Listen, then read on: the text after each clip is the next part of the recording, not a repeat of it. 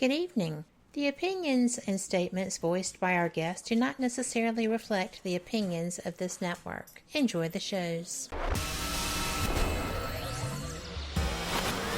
You are listening to WBHM Digital Broadcasting, Birmingham, Alabama.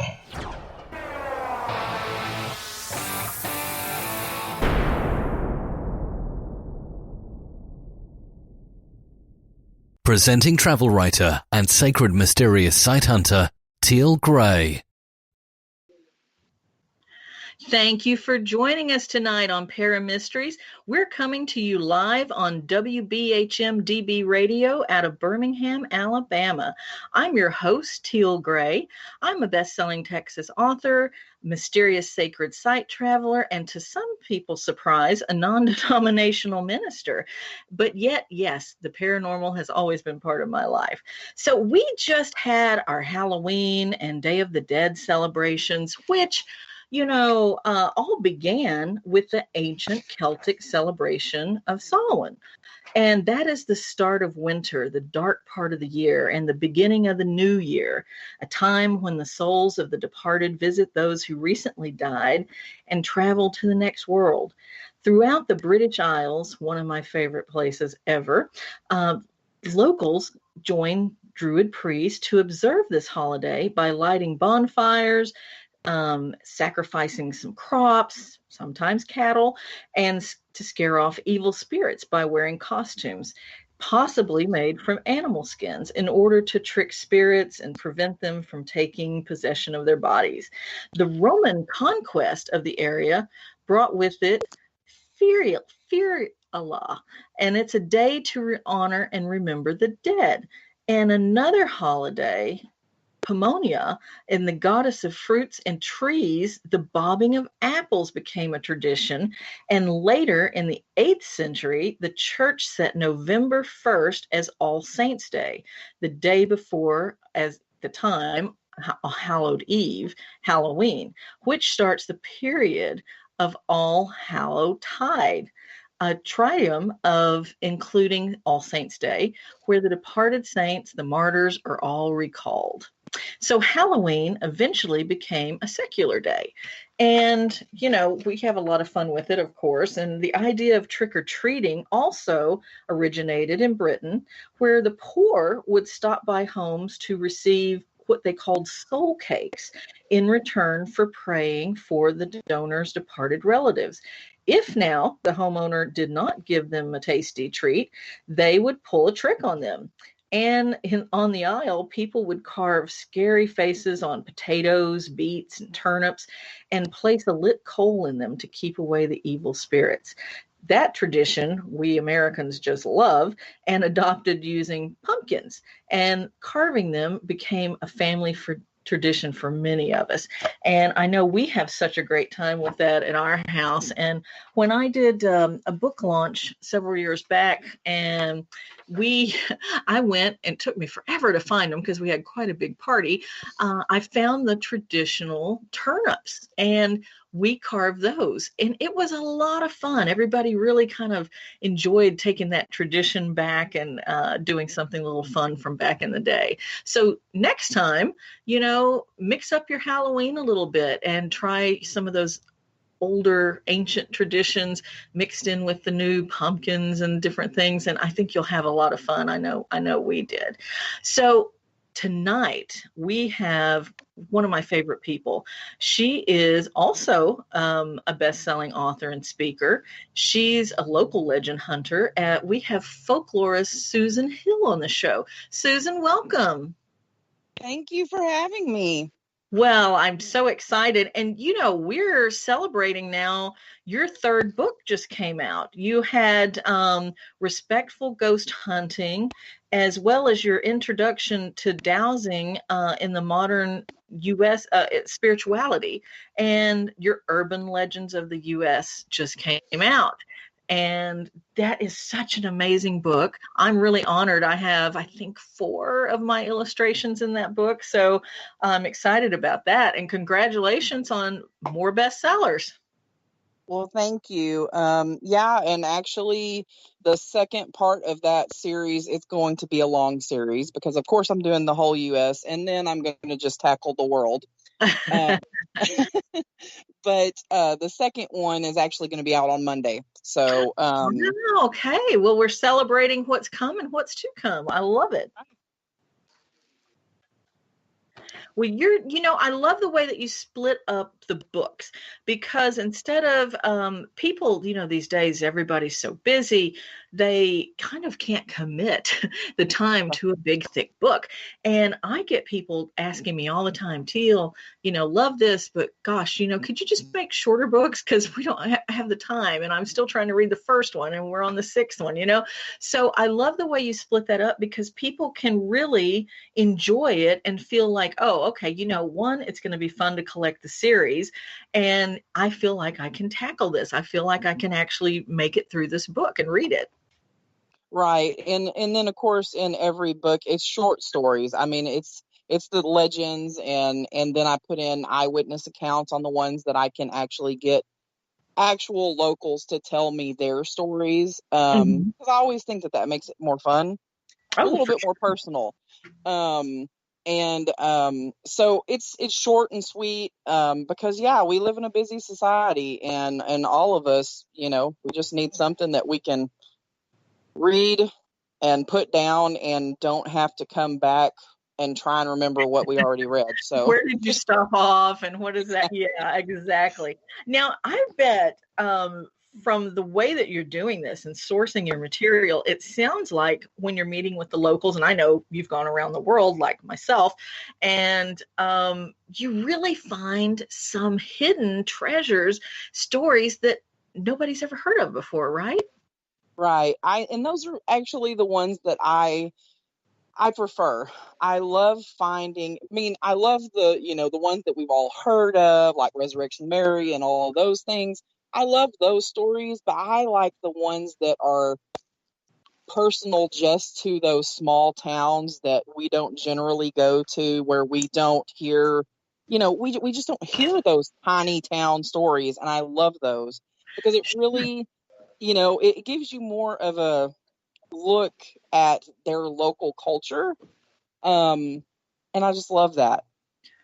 Well, and people, it's fascinating as you do travel around, and even within a certain country or state, even, you will find so many different belief systems and people who have immigrated from other places in different pockets here and there. So you do get this really interesting kind of snapshot of what's come through their folklore history within their own families, and sometimes the local, like you said, the local area. And some of those stories are the scariest you're ever going to hear. It's amazing what some people have traditions of. And sometimes, do you find that people also within their folklore, it's not just the stories of ghosts or perhaps a haunted location, but it's also sometimes, hey, my ancestor saw something akin to Bigfoot. Do you ever find that it's something cryptozoologists would love? Yes, there are a lot. And it's interesting, as I've gone through these, there's a lot of names for Bigfoot. Mm-hmm. In different areas, like in Alabama, there's the Alabama white thing.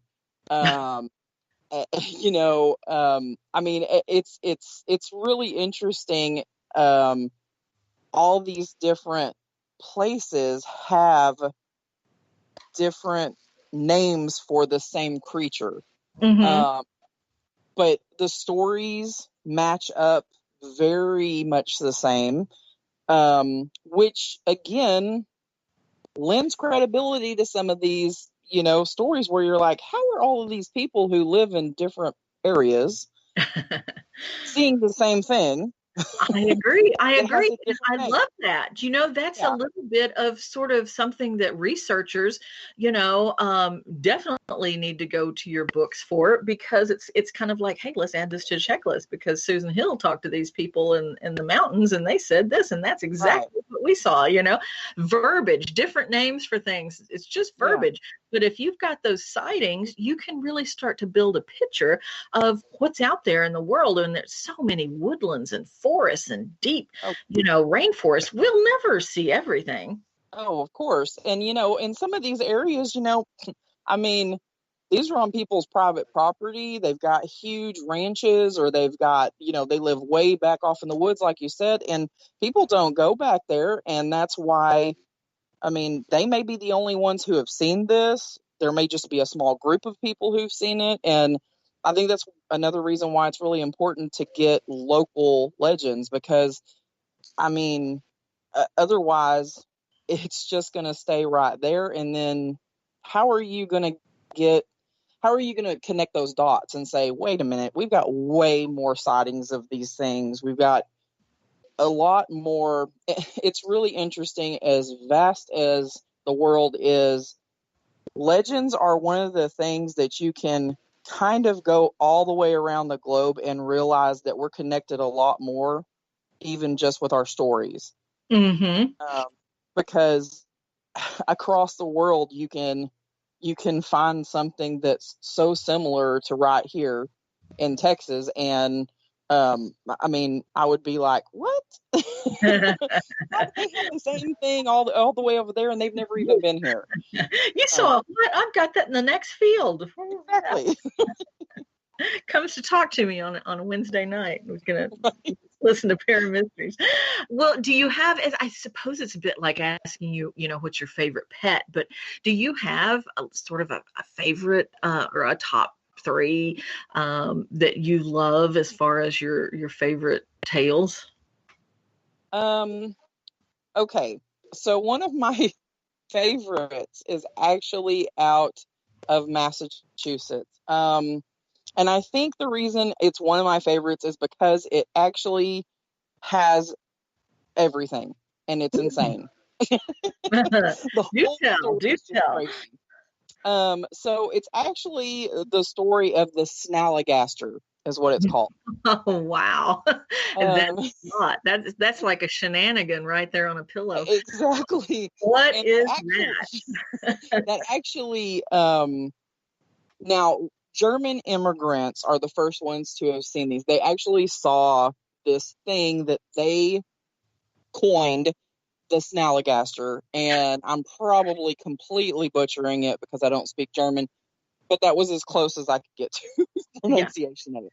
So, so this creature, they had seen it in Germany, and then some of the immigrants that were in Massachusetts started claiming to have seen a new one in Massachusetts. And at the time, the way the people described it was just insane. It had like chicken feet and a beak, and it had scales, and it would fly, and it also had tentacles that would come out of its mouth. Wow. It's huge. I mean, that's what I'm saying. It's just insane the way that they describe though, if you think about it, at the beginnings, a platypus, people thought that was something that somebody had pieced together from multiple animals, and of course, as we know, it's not. It's actually real. So who can say? Well, I think one of the reasons why I love it so much is because Teddy Roosevelt actually, everybody knows he was an avid hunter.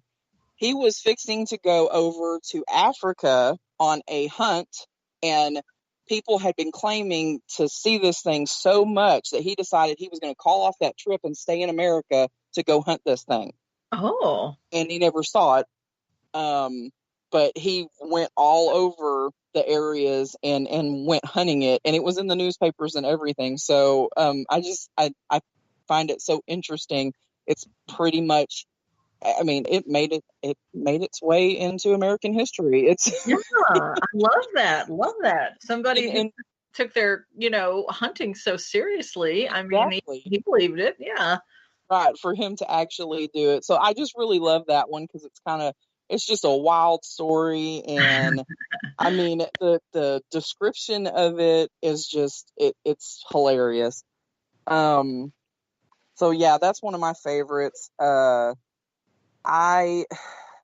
also this one that kind of hits home. It's really interesting. I was in Montana about 3 years ago, and I was I was with my family. We were driving back roads. We had driven to Yellowstone. We were coming back from Yellowstone late that night. And so I was driving these mountain roads just across this area, and I did not know anything about this legend.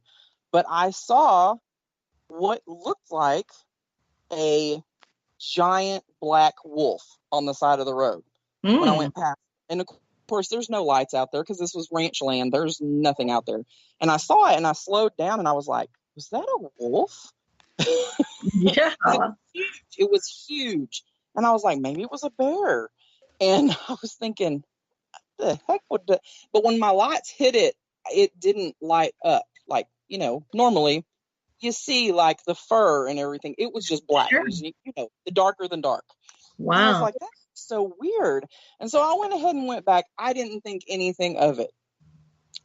Got back to the cabin, did the rest of our trip and everything. And then I'm researching and I find this story.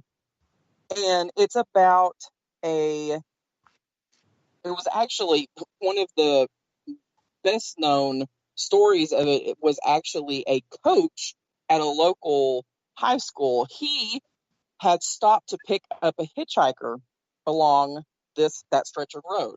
Mm-hmm. And he picked him up, drove down the road.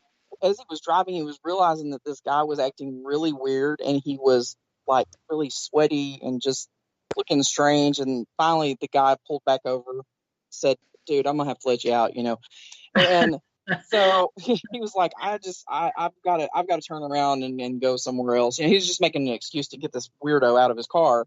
Sure. And he said that this guy he got out of the car, and then as he drove off, he saw this guy morph into like a giant dog, and it chased him. Oh. And it was chasing him, but running so fast, and it was so big that it was actually keeping pace with him while he was driving. And so, and it still to this day gives me chills because I'm thinking, did I see that thing? What did I see that night? Yes. I can't explain, but so that was a really interesting one that I came across. And, yeah, that's another one of those. I mean, was this some sort of skinwalker? Was it a werewolf? I mean, because there's so many different things it could be. Yeah, exactly. But a lot of people have actually reported that particular thing happening, or them seeing a man morph into a wolf type being along that stretch of road. So I think that's fascinating. Wow. Now we're going to go to break in about 2 minutes, but I do want to ask you one thing that came a question in chat, and they were asking, what about a chupacabra? What do you think about that? Well, I know a lot of thoughts are on that it could just be a dog with mange, and I think in many cases it is, or like a coyote with mange. But some of especially if you get into more Mexico, they've got some intriguing footage in Mexico. Exactly.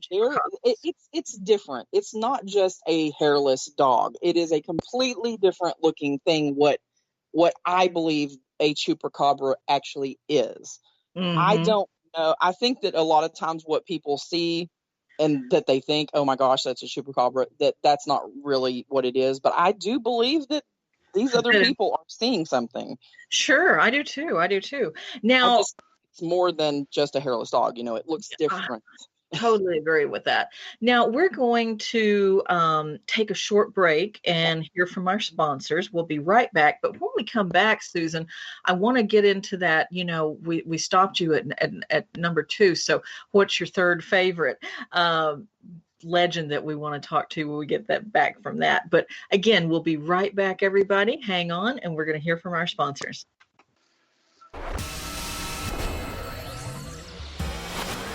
You are listening to WBHM Digital Broadcasting, Birmingham, Alabama.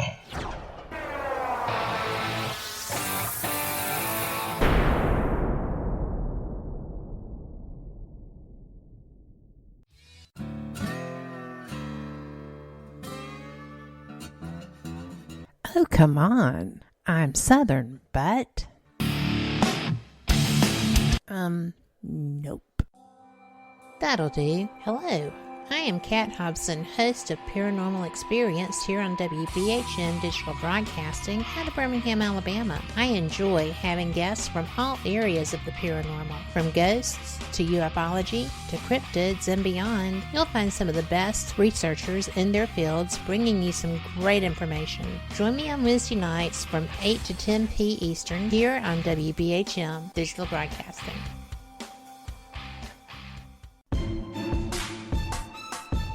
You are listening to WBHM Digital Broadcasting, the best in paranormal talk, only on Paranormal Experience Radio. Broadcasting live out of Birmingham, Alabama. Since 1948, Fate Magazine has brought you reports of the strange and unknown, all of them true. Fate Radio is carrying on that tradition, bringing you the unusual, macabre, strange, and bizarre. Join host Kat Hobson Sunday nights from 8 to 10 p.m. Eastern on WBHM Digital Broadcasting.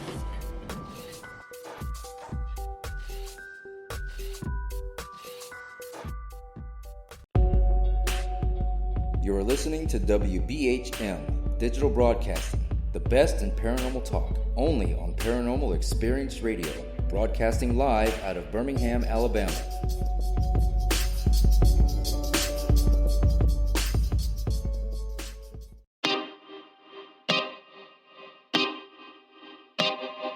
This is Jason Bland, host of Midwest Paranormal Presents Paranormal Soup, where we stream live as a webcast every Sunday night, 11 p.m. to 2 a.m. Eastern, with guests who will blow your mind. Live ghost box sessions where you can call into the show to see if the spirits will talk to you, and the World Wide Web of Weird with the latest in paranormal news and evidence. We're bringing the weird every Sunday night, 11 p.m. to 2 a.m. Eastern on our Facebook page and YouTube channel. Don't forget to follow and subscribe.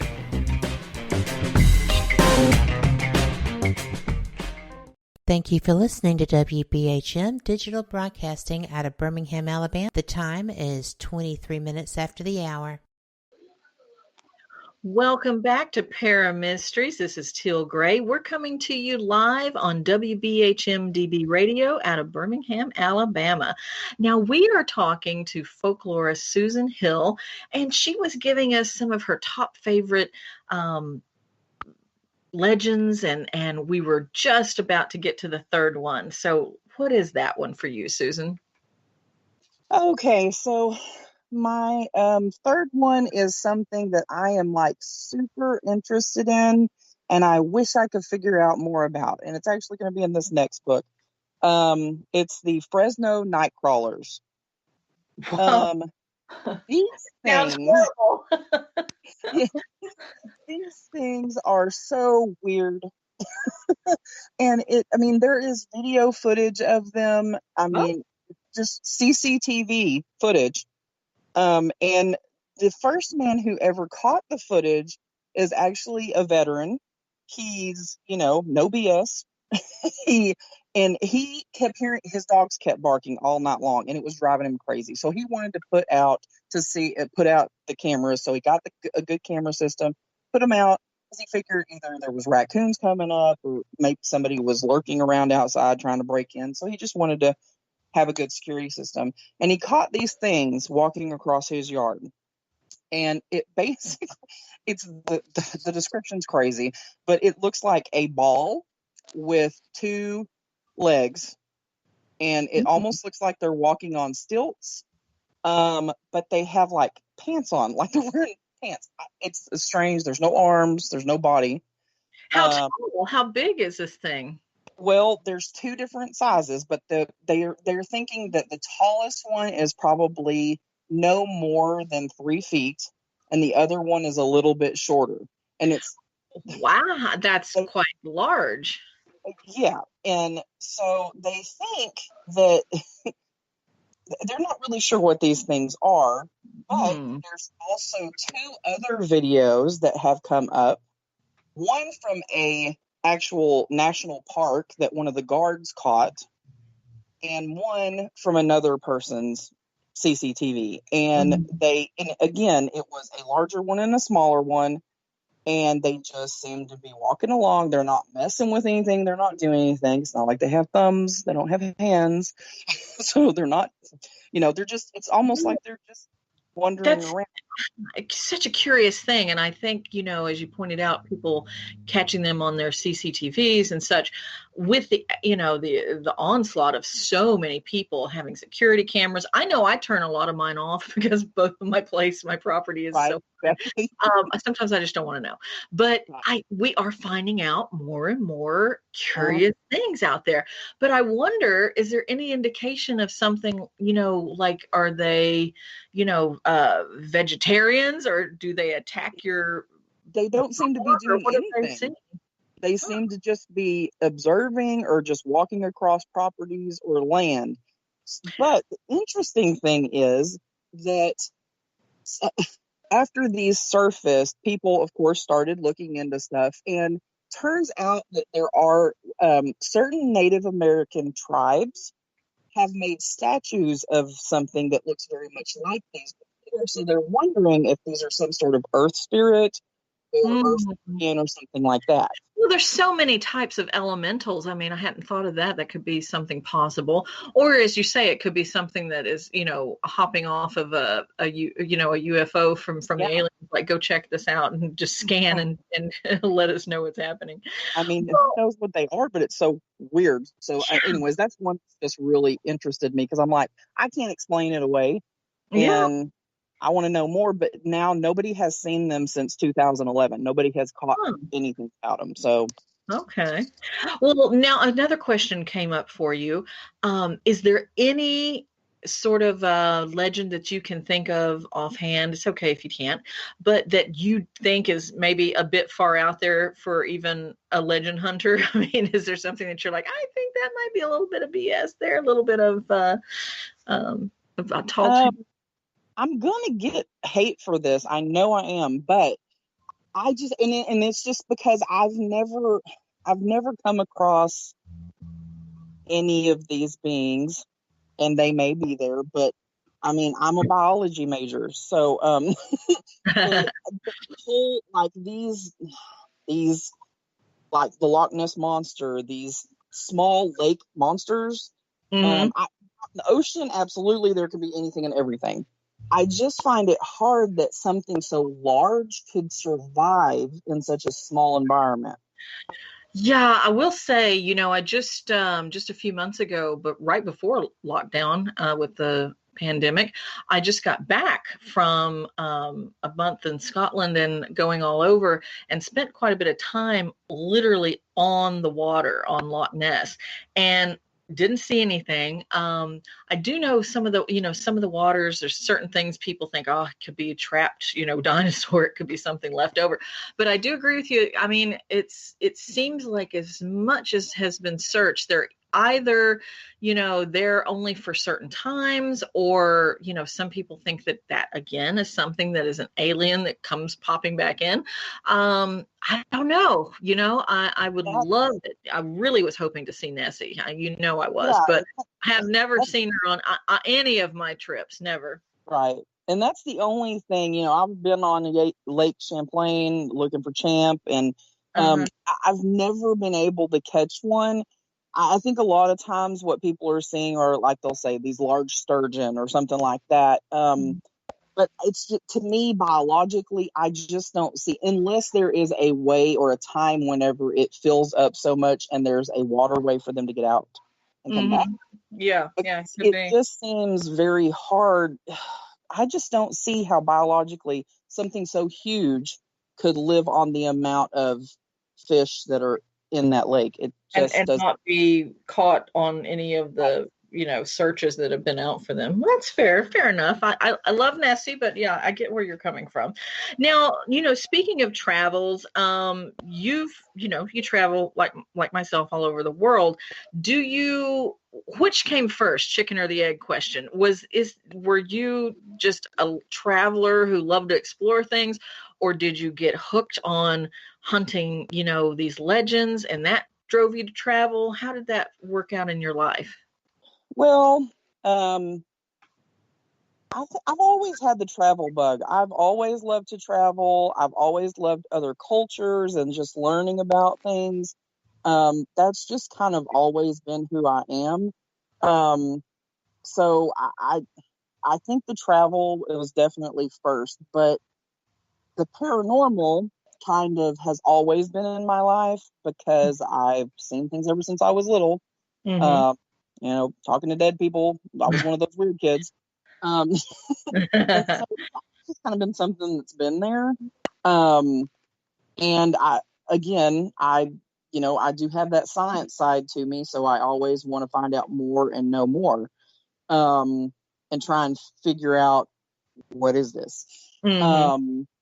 But I really do think the travel was the first thing. And then, of course, I just married everything into it. And Hey, I'm right there with you. I love it. I love that. Yeah. Well, I want to, as our time's getting a bit short, I want to touch on your work with dowsing rods. I have seen you use them on a number of occasions, and I am fascinated with how they work, and I've seen them answer you, and they seem to have this great conversation with you. And also, you make your own. So can you talk to us a bit about that? I know you have the book out. So some people aren't familiar with that as something other than finding water. So can you maybe talk on that? Yeah, so dowsing rods, of course, they were originally used for water witching and finding wells and things like that. And of course, people use them to find graves and minerals and just different things. But I use them to speak to the dead, for divining, and they've actually been used for a very long time for that. It's really funny because the first time I ever picked up a pair, I'd never touched them, didn't know anything about them, and then they just automatically started working. And that's kind of how it is. If something's meant for you to use, then it'll work. And but yeah, I through trial and error, I found that, of course, I make mine out of copper only, because copper is the best conduit. And they don't have to use, spirits don't have to use as much of doesn't use as much of mine because it's easier, the flow of energy, with the copper, and they just seem to work better. But I've noticed. I mean, let me just say, let me stop you there for a moment. I just want people to know, I've also, in the sets that you make, I don't think all of them are made that way, but you sort of have a little bit of a fail-safe built into yours, to where you're holding onto something and not just directly the rod, so that it's not, somebody can't say, oh, well, she's just moving that herself. I mean, they move on their own. Yeah, I mean, I could honestly just hold mine with 3 fingers and they'll move. And it's got a sleeve around it so that they move freely.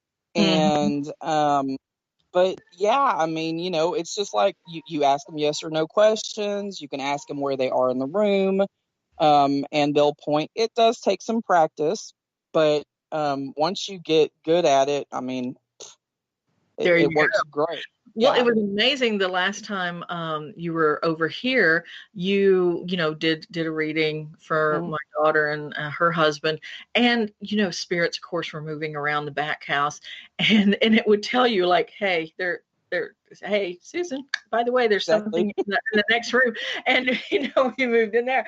But it's I thought that was fascinating because they will also kind of give you a heads up on where the spirits are moving. Yes. And that happens a lot. It's like, I mean, my spirit guide is saying, hey, something's interesting over here. I know you're in the middle of this conversation, but you need to go check this out. It was adamant. I mean, because you did Yes. say, okay, I'm in the middle of this. And it was like, well, no. It's like somebody No, to tapping go. you on the shoulder, like, no, no, no, really need to go. Yes. And for sure, absolutely, it was true.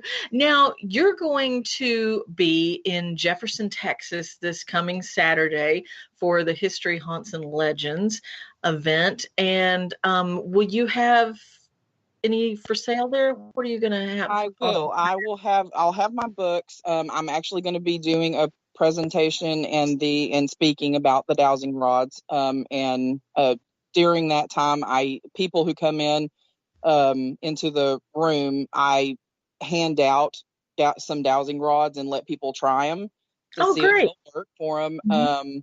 Because it's interesting. I mean, people are always amazed by it, and I just, I love teaching people how to use them. Um, and then yes, I will have. I've actually I've got the dowsing books, and I will have a couple of different kinds of rods, and then I now have some cases that some of my smaller rods will fit in now. So I'm going to sell some of them as like a package deal Oh, uh, nice. with the book so that they can just get the whole thing and they got And it all taken care understand of. how to use it. I love that. Yeah. And also wink and a nod. You were so gracious. I couldn't make it to the event this time. And so you're going to have some of my lotions and sprays I am. available. Yeah, there you go. So anybody who needs some of that, the Lavender Crow products, you can go to Susan's table and check that out. Now, Susan, how can everybody either reach you, find you, buy your books? So my books are on Amazon and also available on Kindle. And then like you can follow me I on Facebook and Instagram under Local Legend Hunter. And I am in the process of getting my YouTube channel up so that I can start doing videos for everybody whenever I travel to these different places. So soon you'll be able to follow me there. Oh, I love that. And I suppose you'd also be putting up some you working with the dowsing rods and different some of your paranormal investigations. You and of course our buddy Jamie Mose, Yes. who we're going to be interviewing her in a few weeks. You guys go to a lot of places and you find some very interesting hauntings. What in your recent times here, you guys took quite a long vacation. What was your maybe favorite spot on that? Okay, so I mean it's hard because we did go to Gettysburg and we got some good stuff, but we went to Trans-Allegheny Mm-hmm. Lunatic Asylum in West Virginia, and I mean, that's a destination spot, but we were just there during the daytime, and we both several times heard a little girl giggle, Really? and yes, and it was just great. And I had just got finished telling Jamie, I'm like, there's a little girl here, and then we're walking down the hall away from where I just said she was, and then I hear we both heard the giggle, and we both turned around like, what? Oh goodness. So yeah, that was pretty interesting because we weren't even investigating. We were just taking pictures and Sure. looking around. So Wow. And I want to touch on your photographs too. I'm always bugging you to make some, they're beautiful. Your work, your eye for the shot, as I call it, is amazing. And I sometime you're going to have to just print some out and have them for sale when you go to different events because, or do a coffee table book. either one will satisfy me, Susan. But you have to let everybody see that. And of course, I suppose on your YouTube channel, different things like that, Facebook, you could post some of them, but you have so many. And I know that you and Jamie are working on a cemetery book because y'all have visited so many cemeteries around the world and beautiful shots of those. But so you have so many gifts and talents. I'm proud of you. Well, thank you. You kind of helped jump-start it, I guess you could say. So. Oh, listen, I'm always, when somebody's gifted, I am always happy to help in any way I can. Now, we're going to, in a couple minutes, have to go to our second break.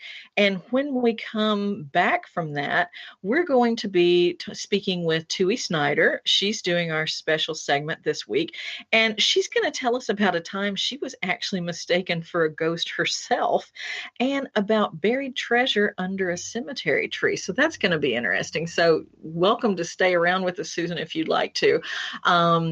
And Susan, I so appreciate you coming on. I know you're super busy. You're just back from trips, about to take some more trips. So we've really enjoyed hearing from you and some of what you do. And I know people will be looking you up and following you. And I can't wait to have you back on again. So thank you so much for tonight. Absolutely. Thank you for having me. I loved it. Now, we are going to go take a break. And when we come back, after hearing some offers from our sponsors, we will be speaking with Miss Tui Snyder. So just a couple of minutes, and we'll be back from that. Thanks, everybody.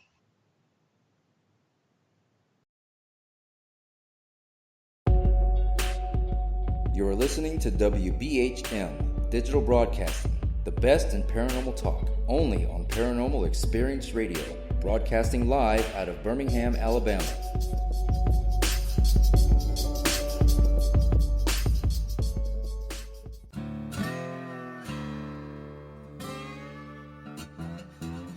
Oh, come on. I'm Southern, but...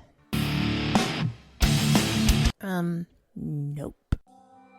That'll do. Hello.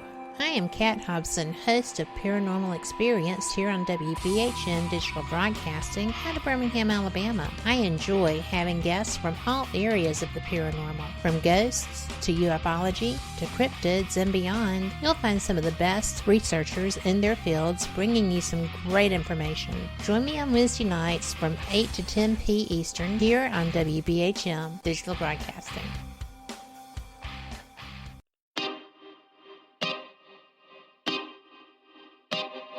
This is Jason Bland, host of Midwest Paranormal Presents Paranormal Soup, where we stream live as a webcast every Sunday night, 11 p.m. to 2 a.m. Eastern, with guests who will blow your mind. Live ghost box sessions where you can call into the show to see if the spirits will talk to you, and the world wide web of weird with the latest in paranormal news and evidence. We're bringing the weird every Sunday night, 11 p.m. to 2 a.m. Eastern on our Facebook page and YouTube channel. Don't forget to follow and subscribe.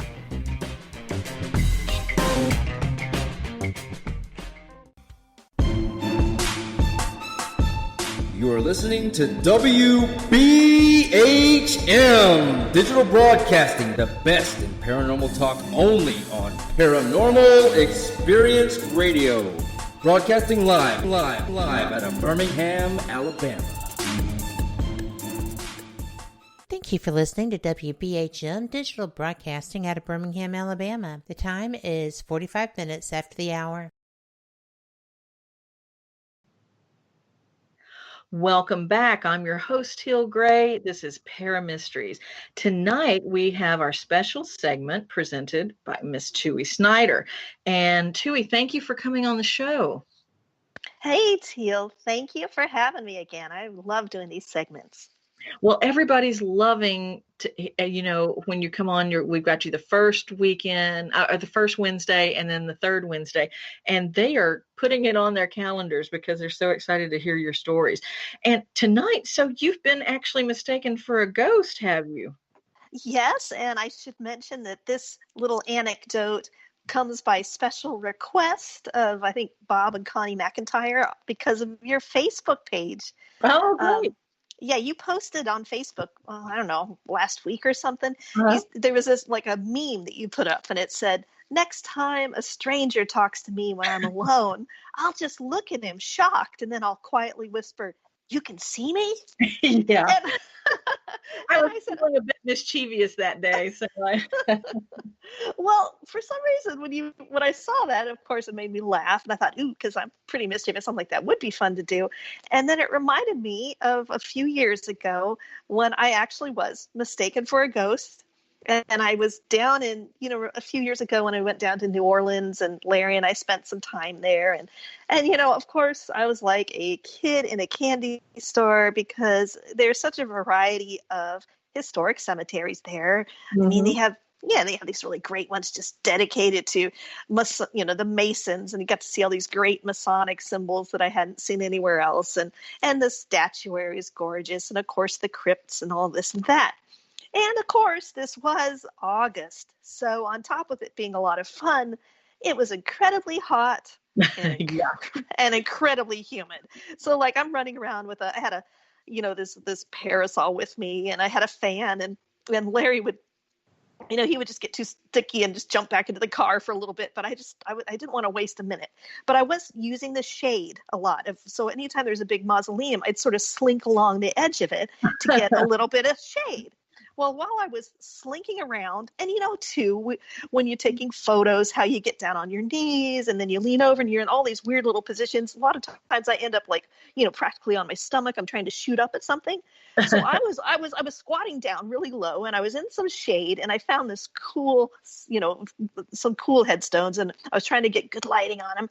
And suddenly I noticed a city employee, and he was weeding this cemetery plot. It was a raised plot, and it had a whole bunch of glittery rocks in it, and he was just, weeding it.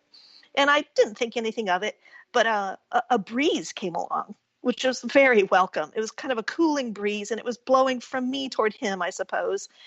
And I really was like, oh, that feels good. How you kind of pull your shirt out like, yeah, breeze, do your magic. Well, all of a sudden, while I'm enjoying this breeze and I'm like hidden in the shadows there, that city employee, he stands straight up. He had been, kind of hunched over weeding. He just stands straight up really fast, and it starts darting around, like his eyes, just his head's like whipping around. And the sun was really bright, so he's kind of looking my way, but he doesn't seem to see me. But when at one point I see his face, and this is what freaked me out. His eyes were huge, and then he's muttering something, and he crosses himself. Oh my goodness! I'm thinking, what is going on? I mean, is the sky going to open? Are there big dogs? I seriously thought maybe a pack of dogs is coming. I didn't know, so I finally just went, "Hey, is something wrong?" And he jumps, and as soon as he sees me, I kind of step out from the shadows. He just bursts out laughing. He can't even talk for like a couple, seconds. And I'm like, okay, this is really weird. And he goes, "Oh man, you're not a ghost." He had this kind of really great, like, New Orleans accent. And I'm like, yeah, no, not that I'm aware of. I just didn't know what to say. He goes, "Oh man, I was weeding here." And he goes, "Oh man, I smelled something." I'm like, "Oh, do I smell bad?" He goes, No, it was like a nice perfume. I'm not a big perfume wearer, as you know. I have a little bit of like oil that I wear, essential oil. But anyway, so I mean, I was like, first I'm all self-conscious. I don't want to be one of those people who reek. But he goes, "I smelled something, and I thought I smelled a ghost." And he was like, "Oh my God." So then we're just laughing our heads off and laughing. And then when I get back, like Larry, I guess he could hear us out there. He's like, "What was going on out there?" He's probably like, "Who's she talking to?" He goes, "I know. Well, I talk to myself enough, but I don't usually burst out laughing to myself. So, I mean, I'm not that funny." Anyway, so he, yeah, it was so funny. It was like, I've thought back on that a few times because it was so weird to momentarily have been a ghost. I mean, to see him be so scared of me that it scared me in return. Yeah, kind of try on that situation. You can feel, how that would be. Yeah. Like that movie, The Others, it kind of gave me empathy.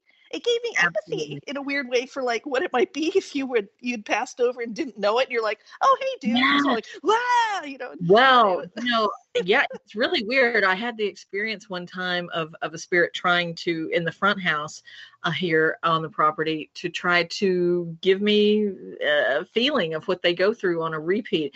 And it was so strange because they would just, fall asleep on the couch. And I guess that's where they died in their sleep.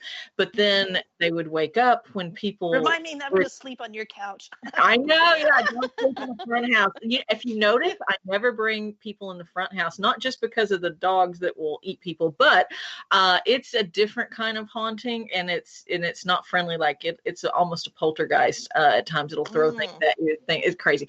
But they would show me how, when the place before I bought it, it would grow up. Well, they would, look out the window because they'd hear something, and they in their mind are living their life. They're still alive. They're not dead. So they see these people at the window trying to look in and see this place, it's spooky, what's going on? It's, overgrown. And then they would go to the window and slam on the window and of course scare the people that were living to death.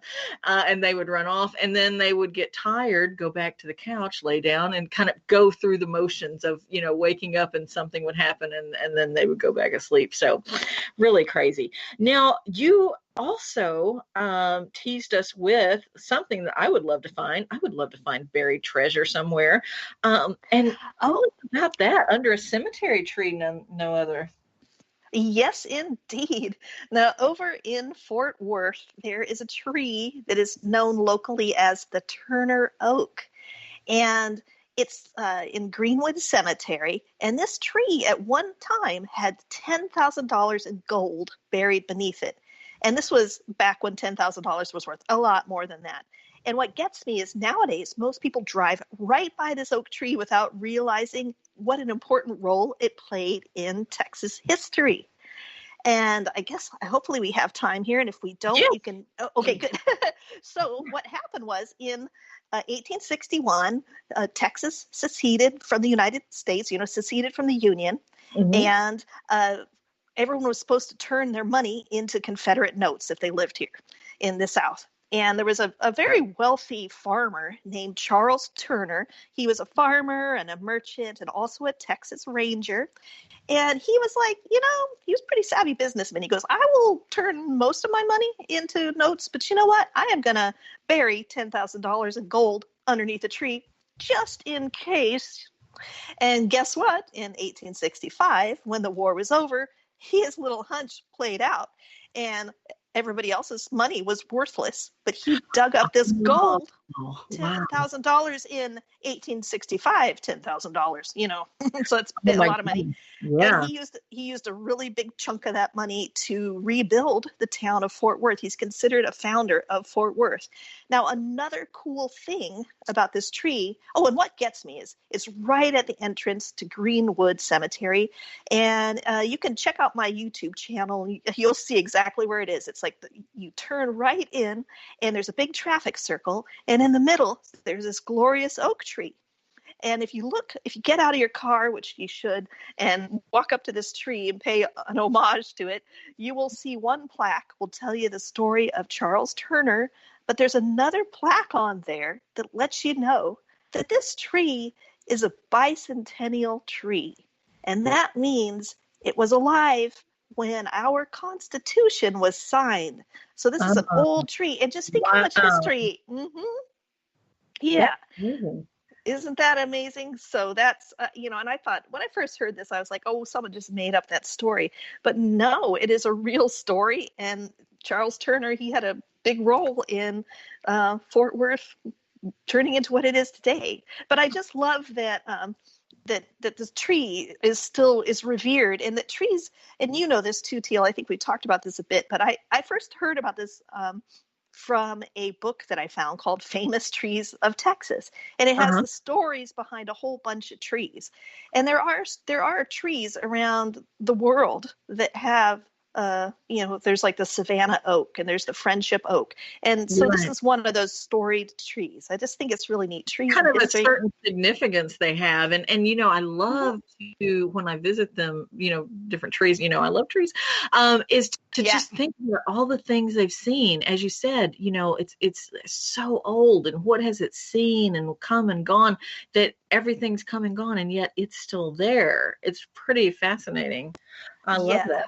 Yeah. And it also brings a point that we spoke about before, that if people, some people are like, oh, I'd love to go, where Tui talks about the cemeteries and different things, but my family's not so into it, or my partner, or what friend.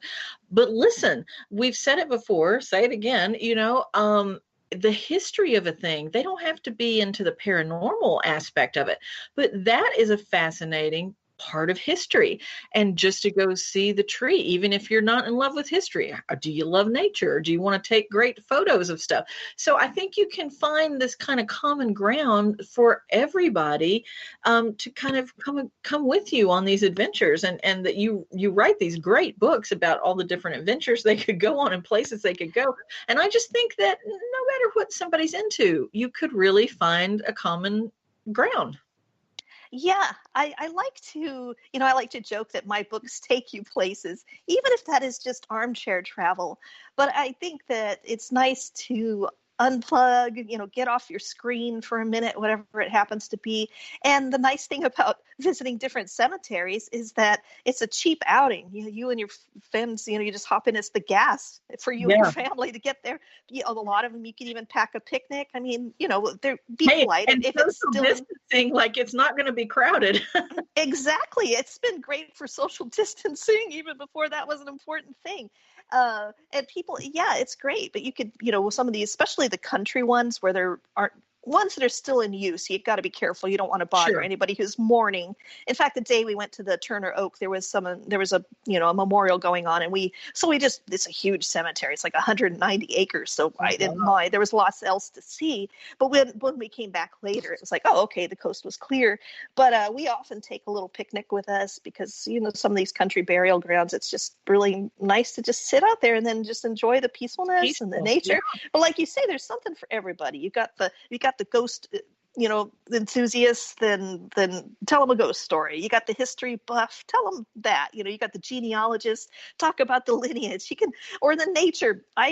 There's so much nature to enjoy out there. I've really gotten into using apps to try and identify all the different plants that are in cemeteries, and you get a lot of cool native plants that you're and older species like antique roses and things that you might find. You wouldn't normally see. Yeah, for sure. Exactly. The gardener can enjoy it. They could take a cutting of a rose, put a little root hormone on it, and maybe get a really nice antique rose growing in your backyard later. I mean, there's just so much to enjoy. It's not all morbidity.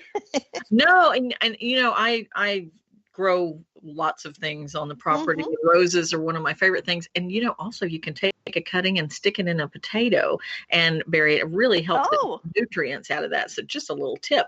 But thank you. Even your husband, Larry, who, he would go with you, but he wasn't so into it. Now, didn't you say he's really into it because of the symbols? Yeah, I kind of got him in. Well, I made that little free booklet about the meaning of hands. And if anybody wants that, they can go to my website and just download it. It's just tuisnyder.com. But I mean, hands are a really good way to get interested in the symbols because everybody has hands. They're easy to identify. It's not like some obscure plant, everyone knows what a hand looks like, but they can mean so many different things. And once you kind of unlock the idea that, you might think it's a boring cemetery, but once you start to see these symbols, you realize, oh my gosh, there's so much going on here. And now he points things out like, hey, Tui, do you have, I've never seen this hand. He's always trying to find something I don't have, which is great. It's so helpful. Love that. And you know what you don't think about now, because people are so mired in their present, is that you also have to sort of put your mind into back in the day when this was, so popular and many times you say they're so old, but hands meant something. Every little thing, let's just pick Victorian times. Every little thing was a subtle thing, a touch of a glance of a hand for somebody could mean something, and the way that a certain flower and all of that comes together on the tombstones that you write about. Together, it's this whole story, and it's really fascinating. Yes, a little puzzle. And, you mentioned that about the hands. I found this old book once, and it was, I think, from the Victorian era, and it was for learning poetry, but you were supposed to recite it, but you were also supposed to it had hand gestures for each stanza, and it had like illustrations. And I was like, that's so different. So you're right. You really have to get into it. It really takes you back in time. It really can bring history to life when you visit a historic cemetery. I mean, I write poetry. Everybody knows that, but I with the flowers and the different poetry and things, and the gestures with the hands and all of this stuff comes together, and the meaning of the flowers. So like the bouquet you would send somebody, or, present them, they would deconstruct it in their mind quite quickly and know, oh, is this you like me, or we're friends, or is this a deeper meaning you want, and it's this whole, nonverbal. People were more in touch with the symbolic sense of things. They were more acquainted with it, and they weren't freaked out by poetry as we are now. A lot of people, it wasn't scary. It didn't seem arcane. It seemed like something necessary and another important way to express yourself. I think it's good to get back in touch with that. I think it's important for us. I love it. Well, thank you for another wonderful segment. And I hate to say it, ladies, but we're out of time for this week until we're back next week. But I want to thank you so much, Tui Snyder, and everybody go to tuisnyder.com. And she's got that so well appointed on her website. You can just find out everything and get your newsletter. I love to get your newsletter that comes out. And all of your books. You have amazing books. And that is on Amazon, right? Is the best place for them? Oh, yeah. Yeah. Amazon's the best for grabbing the books.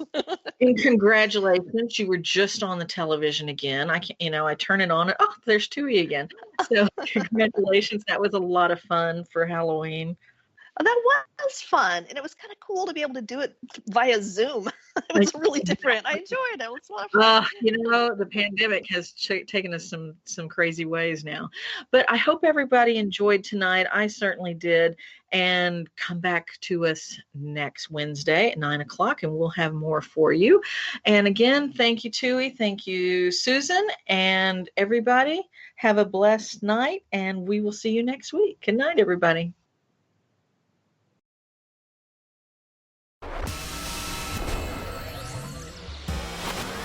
You are listening to WBHM Digital Broadcasting, Birmingham, Alabama.